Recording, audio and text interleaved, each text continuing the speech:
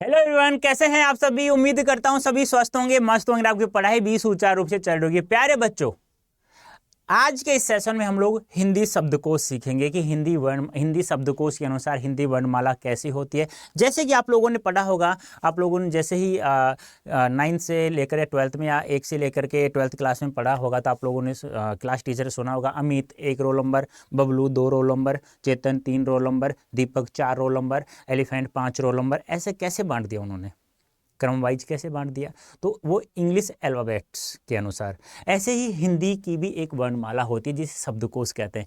क्या हमें पता है हिंदी की शब्दकोश क्या होती है? बहुत कम बच्चों को पता होता है। आज उसी का सोल्यूशन, इसी समस्या का समाधान मैं करने जा रहा हूँ मात्र कुछ मिनटों में। देखिए, ये होती है हमारी हिंदी वर्णमाला हिंदी शब्दकोश के अनुसार। सबसे पहले वह वर्ण लेंगे जिसके ऊपर क्या है, अनुस्वार है। ये क्या है, बिंदु, अनुस्वार होता है। उसके बाद वह अक्षर लेंगे जिसके ऊपर क्या है, चंद्र बिंदु लगा हुआ है। उसके बाद वह अक्षर लेंगे, फिर उसके बाद क्या लगा हुआ है, विसर्ग लगा हुआ है। और उसके बाद फिर हम लोग लिखेंगे ए, यानी ऐसे पहले ये आएंगे, उसके बाद ए आएगा। ऐसे ही आ के पहले ये आएंगे, ई के पहले फिर ये आएंगे, फिर बड़ी ई के पहले ये आएंगे। इस प्रकार से हम लोग करेंगे।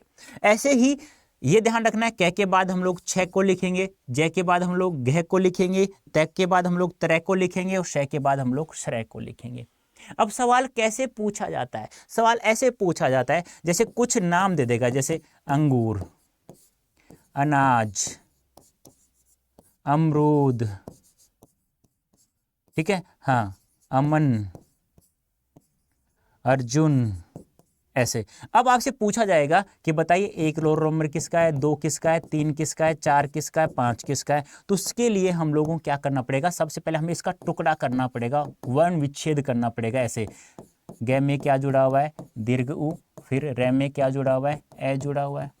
ऐसे ही अनाज में ए के बाद न में क्या जुड़ा हुआ है, आ जुड़ा हुआ है। उसी के बाद जय में क्या जुड़ा हुआ है, ए। ये वाणी विच्छेद आप लोग कर सकते हो, मुझे उम्मीद है ऐसी। तो ए के बाद फिर क्या है, मैं में क्या जुड़ा हुआ है, ए जुड़ा हुआ है। फिर क्या है, रे में क्या जुड़ा हुआ है, उ। फिर द, और द में क्या जुड़ा हुआ है, ए। ऐसे ही अमन का करेंगे तो ए के बाद क्या है, मैं, फिर क्या है, ए, फिर क्या है, न, फिर क्या है, ए जुड़ा हुआ है। ऐसे ही अर्जुन में ए हो गया, फिर रे हो गया, फिर जय हो गया, फिर दीर्घ उ हो गया, फिर न हो गया, फिर ए हो गया। अब हमें इसके अनुसार लगाना है। तो हमें इसके लिए हमें पता क्या करना होगा कि सबसे पहले हमें देखना होगा कि इनमें से ए अनुस्वार है, ए तो बता, ऐसे पहले अनुस्वार आता है नहीं आता? आता है। तो 1 रोल नंबर किसका हो जाएगा, इस अंगूर का हो जाएगा। ये इसका काम तमाम हो गया, ठीक है, छोड़ दीजिए। अब यहां देखो, इनमें चारों में से दूसरा रोल नंबर किसका है, ए नहीं बता सकते। न, मैं और रे, ये क्या हो गया अभी? 1 मिनट बेटा, 1 मिनट, 1 मिनट, 1 मिनट, 1 मिनट, ठीक है, हाँ, यहां तक हो गया। अब देखिए आप लोग, ए नहीं कर सकते, न, मैं रे। अब न में से पहले कौन सा आता है, न और मैं, यानी पहले क्या आता है, न आता है। तो 2 रोल नंबर किसका हो जाएगा, इसका हो जाएगा, ठीक है। उसके बाद हम लोग देखते हैं इन तीनों में से।